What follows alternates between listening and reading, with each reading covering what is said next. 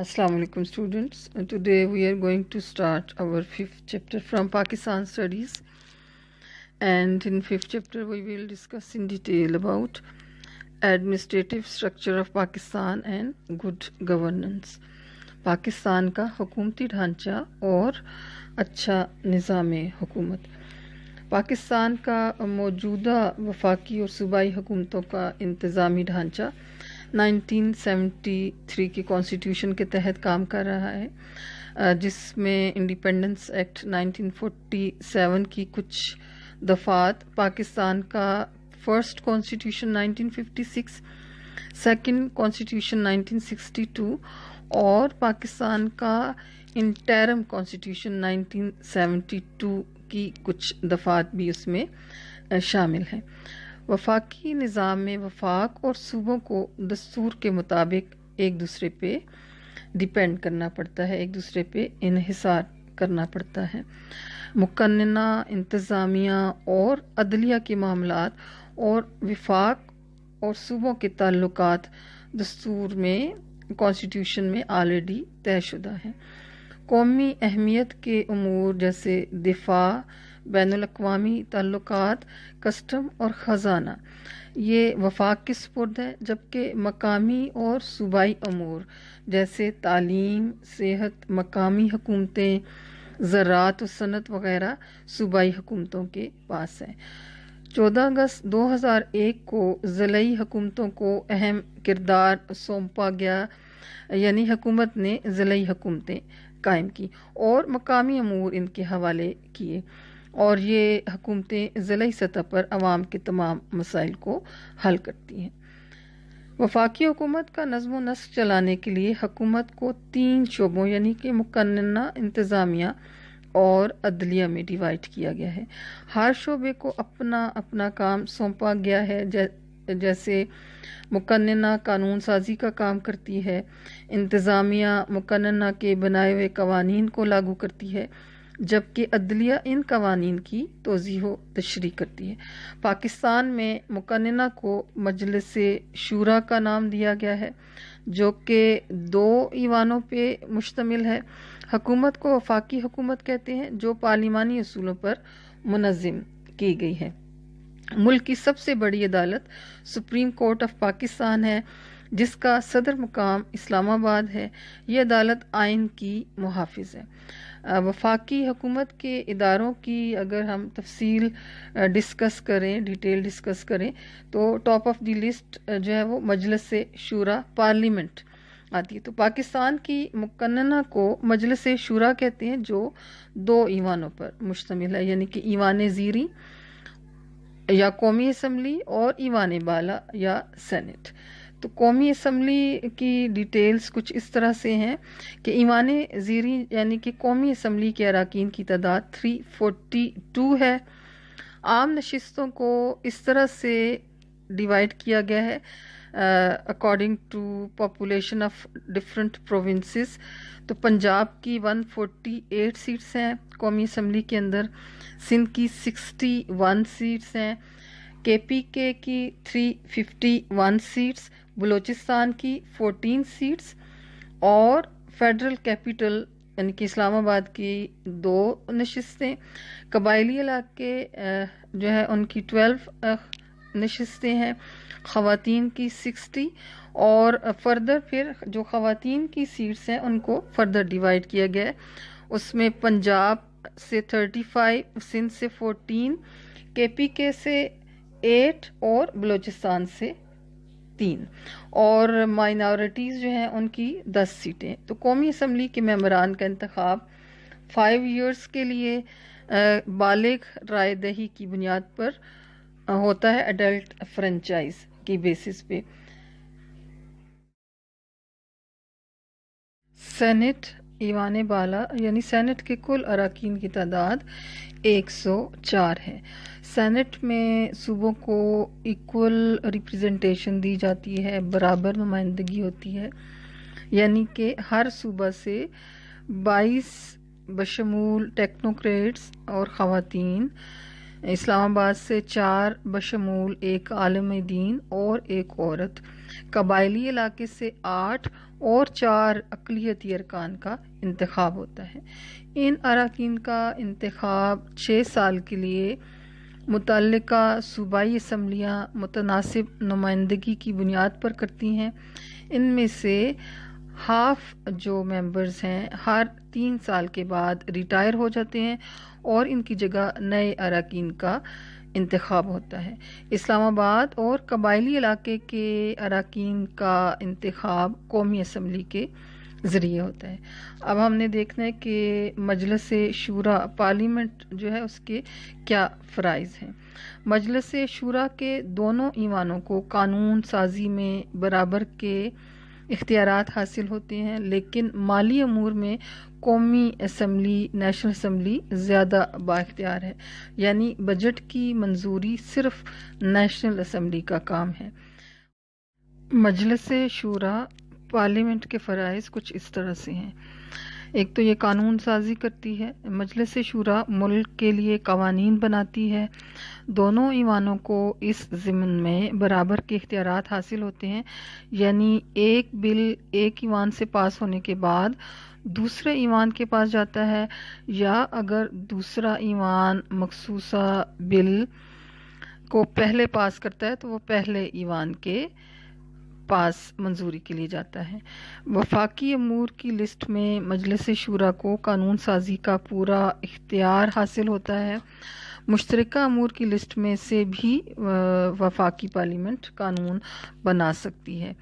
تو وفاقی امور کی لسٹ وہ ہوتی ہے جس میں صرف فیڈرل یا سینٹر مرکز سے ریلیٹڈ جو امور ہوتے ہیں، جو شعبہ جات ہوتے ہیں اس سے ریلیٹڈ جو قانون سازی ہوتی ہے، اور مشترکہ امور میں جو مرکز اور صوبوں دونوں سے متعلقہ امور یا شعبہ جات ہوتے ہیں ان کی قانون سازی سے ریلیٹڈ ہوتا ہے۔ اس کے علاوہ انتظامیہ کی نگرانی ایک اس کے فرائض میں شامل ہے۔ مجلس شورا انتظامیہ پر کنٹرول کی مجاز ہوتی ہے۔ وزیر اعظم اور اس کی کیبنٹ پارلیمنٹ کے سامنے جواب دہ ہوتے ہیں۔ وقفہ سوالات کے دوران وزراء انڈیویجولی یا کولیکٹیولی سوالات کے جوابات دیتے ہیں۔ وزیر اعظم اور اس کی کیبنٹ اس وقت تک اپنے فرائض سر انجام دے سکتے ہیں جب تک انہیں مقننہ کا اعتماد حاصل ہوتا ہے۔ اس کے علاوہ کچھ پارلیمنٹ کے مالیاتی اختیارات ہیں۔ تو پارلیمنٹ کا ایوان زیریں یعنی کہ قومی اسمبلی ہر سال بجٹ یہ پاس کرتی ہے۔ قومی اسمبلی پارلیمنٹ کی منظوری کے بعد حکومت قومی خزانے سے 1 پیسہ بھی خرچ نہیں کر سکتی۔ اس طرح حکومت کو نئے ٹیکس لگانے یا ٹیکس کو ختم کرنے کے لیے پارلیمنٹ سے منظوری لینی پڑتی ہے۔ عدالتی اختیارات کس طرح کے ہیں اس کے؟ تو پارلیمنٹ کے دونوں ایوان سپریم کورٹ کے ججوں کی تعداد مقرر کرتے ہیں اور اس کے علاوہ ان کی سروس کے متعلقہ امور کی بھی منظوری دیتے ہیں۔ انتخابی اختیارات بھی ہیں پارلیمنٹ کے پاس۔ تو مجلس شورا کے دونوں ایوان مل کر صدر کا انتخاب کرتے ہیں۔ وزیر اعظم کا انتخاب قومی اسمبلی کرتی ہے، اور اس کے علاوہ اسپیکر اور ڈپٹی اسپیکر کا انتخاب قومی اسمبلی اور سینٹ بل ترتیب کرتے ہیں۔ مجلس شورا کے اختیارات میں سے ایک اور جو اختیار ہے وہ آئین میں ترمیم ہے۔ مجلس شورا کے دونوں ایوان آئین میں ترمیم کر سکتے ہیں، ایوان زیریں اور ایوان بالا، لیکن ترمیم کرتے وقت ہر ایوان کے کل اراکین کی تعداد کی 2/3 اکثریت کی منظوری لازمی ہوتی ہے۔ دونوں ایوان مشترکہ اجلاس میں بھی آئین کی ترمیم کر سکتے ہیں، اس میں امینڈمنٹ کر سکتے ہیں۔ Students, now we will discuss in detail about federal executive، وفاقی انتظامیہ، اس کی کیا کمپوزیشن ہے، کون کون سے اس میں اسٹیک ہولڈرز ہیں۔ تو مرکز میں تو اس میں سب سے ٹاپ آف دی لسٹ جو ہے وہ صدر کا سیکریٹریٹ ہے۔ صدر کا سیکریٹریٹ اسلام آباد میں ہے اور صدر پاکستان کے زیر اہتمام کام کر رہا ہے، جو وزیر اعظم کے سیکریٹریٹ اور مرکزی سیکریٹریٹ سے رابطہ رکھتا ہے، ان سے اطلاعات وصول کرتا ہے اور ان کو ہدایات جاری کرتا ہے۔ اس کے بعد وزیر اعظم کا سیکریٹریٹ ہے. وفاقی حکومت میں انتظامیہ کا سب سے بڑا دفتر وزیر اعظم کا سیکریٹریٹ ہوتا ہے، جو تمام انتظامی دفاتر کی نگرانی کرتا ہے اور وفاقی حکومت کے انتظامی امور کا ذمہ دار ہے. اس کا سربراہ وزیر اعظم ہوتا ہے. وزیر اعظم انتظامیہ کی کارکردگی کے لیے پارلیمنٹ کے سامنے جواب دہ ہوتا ہے. مرکزی جو سیکریٹریٹ ہے اس کو فردر کس طرح سے سب کیٹیگرائز یا ڈیوائڈ کیا گیا ہے. تو مرکزی سیکریٹریٹ تمام وزارتوں اور ڈویژنز پر مشتمل ہوتا ہے. وزارت جو ہے ایک یا ایک سے زیادہ ڈویژنز پر مشتمل ہوتی ہے. وزارت کا اہم کام پالیسیز بنانا اور ان کو امپلیمنٹ کروانا ہوتا ہے. وزارت کا سیاسی سربراہ وفاقی وزیر ہوتا ہے، جبکہ انتظامی سربراہ سیکریٹری ہوتا ہے جو گریڈ 22 کا آفیسر ہوتا ہے. وفاقی وزیر وزارت اور وزیر اعظم کے درمیان رابطہ کا کام کرتا ہے، یعنی وہ وزارت کی کارکردگی سے وزیر اعظم کو ٹائملی آگاہ کرتا رہتا ہے، انفارم کرتا رہتا ہے. اس کے بعد جو ڈویژن ہے، ڈویژن وزارت کی طرح ایک مکمل انتظامی اکائی ہوتی ہے اور وزارت ہی کی طرح اپنے فرائض سر انجام دیتی ہے. اس کا سیاسی سربراہ وزیر مملکت ہوتا ہے، جبکہ انتظامی سربراہ ایڈیشنل سیکریٹری ہوتا ہے جو کہ گریڈ 21 کا آفیسر ہوتا ہے. وزیر مملکت بھی وزیر اعظم اور ڈویژن کے درمیان رابطہ کا کام کرتا ہے. منسلکہ جو محکمے ہیں، ہر وزارت یا ڈویژن میں ایک یا ایک سے زیادہ منسلکہ محکمے ہوتے ہیں. منسلکہ محکمہ کا براہ راست تعلق ڈویژن یا وزارت سے ہوتا ہے اور پالیسیاں بنانے میں ان کی مدد کرتا ہے. ان پالیسیز کو امپلیمنٹ کرنے کا اختیار بھی انہی کے پاس ہوتا ہے. پھر اس کے بعد ماتحت آفیسرز ہیں. تو ہر منسلکہ محکمے کے ساتھ کئی ماتحت دفاتر بھی ہوتے ہیں جو ذیلی دفاتر کہلاتے ہیں. یہ ذیلی دفاتر خاص فرائض سر انجام دیتے ہیں اور تمام سرگرمیاں انجام دینے کے ذمہ دار ہوتے ہیں. ماتحت دفتر کا سربراہ ڈائریکٹر یا ایڈمنسٹریٹر کہلاتا ہے. اور اس کے علاوہ خود مختار اور نیم خود مختار ادارے. ہر وزارت یا ڈویژن کی زیر نگرانی بے شمار خود مختار ادارے ہوتے ہیں. یہ ادارے جلد فیصلے کرتے ہیں اور قومی ترقی میں مفید کردار سر انجام دیتے ہیں. آج کل پاکستان میں ان اداروں کی تعداد بڑی تیزی سے بڑھ رہی ہے. Students, now we will discuss important officials of federal government. وفاقی حکومت کے اہم عہدیدار کون کون سے ہوتے ہیں؟ تو سب سے پہلے ہم صدر پاکستان کے عہدے کے بارے میں تفصیل جاننے کی کوشش کریں گے کہ صدر پاکستان کے کیا اختیارات ہوتے ہیں اور ان کے کیا فرائض ہیں. تو ملک کا سربراہ صدر پاکستان ہوتا ہے، جس کا انتخاب دونوں ایوانوں کے اراکین اور صوبائی اسمبلیوں کے اراکین 5 سال کے لیے کرتے ہیں. صدر پاکستان وزیر اعظم کے مشورے پر عمل کرتا ہے. اس کے علاوہ وہ پارلیمنٹ کے پاس شدہ بلوں کو منظور کرتا ہے یا واپس بھجواتا ہے اور آرڈیننس جاری کر سکتا ہے. صدر پاکستان جو بھی پاکستان سے باہر سفیر بھیجے جاتے ہیں ان کی تقرری کرتا ہے. غیر ممالک کے سفیروں کے کاغذات نامزدگی وصول کرتا ہے اور ملک کو اندرونی یا بیرونی کوئی خطرہ ہو تو ہنگامی حالات کا اعلان بھی کر سکتا ہے، ایمرجنسی نافذ کر سکتا ہے. اس کے بعد وزیر اعظم کے کیا اختیارات ہیں یا فرائض؟ وزیر اعظم وفاقی حکومت کا سربراہ ہوتا ہے. اس کا انتخاب قومی اسمبلی 5 سال کے لیے کرتی ہے. اس کی مدد کے لیے فیڈرل کیبنٹ ہوتی ہے جس کے اراکین کا انتخاب وزیر اعظم پارلیمنٹ کے اراکین میں سے کرتا ہے. وزیر اعظم اور اس کی کیبنٹ اپنی تمام کارکردگی کے لیے پارلیمنٹ کے سامنے آنسریبل ہوتی ہے، جواب دہ ہوتی ہے۔ وزیر اعظم کو تمام انتظامی اختیارات حاصل ہوتے ہیں، اسے قانون سازی، بجٹ سازی اور امور دفاع میں بھی اختیارات حاصل ہوتے ہیں۔ اس کے بعد فیڈرل کیبنٹ جو ہے، وفاقی کابینہ وزیر اعظم اور وزراء پر مشتمل ہوتی ہے، جو کہ وفاقی حکومت کے تمام امور چلاتی ہے۔ وفاقی کابینہ میں 2 قسم کے وزراء ہوتے ہیں، یعنی وفاقی وزراء اور وزرائے مملکت، جو وزیر اعظم کی خوشنودی تک یا پارلیمنٹ کے اعتماد تک اپنے عہدے پر برقرار رہتے ہیں۔ وفاقی وزیر کی کیا ذمہ داریاں یا فرائض یا اختیارات ہیں؟ وفاقی وزیر وزارت کا سیاسی سربراہ ہوتا ہے، جو وزارت اور وزیر اعظم کے درمیان ایک رابطہ کی حیثیت رکھتا ہے اور ایوان میں اپنی وزارت کی نمائندگی کرتا ہے۔ اس کے علاوہ اپنی وزارت پر کیے گئے سوالات کے جوابات بھی دیتا ہے۔ پھر اس کے بعد وزیر مملکت ہے، تو وزیر مملکت ڈویژن کا سیاسی سربراہ ہوتا ہے، جو اپنی ڈویژن اور وزیر اعظم کے درمیان رابطہ کے طور پہ کام کرتا ہے، پارلیمنٹ میں اپنی ڈویژن کی نمائندگی کرتا ہے اور اس پر اٹھائے گئے ہر سوال کا جواب دیتا ہے۔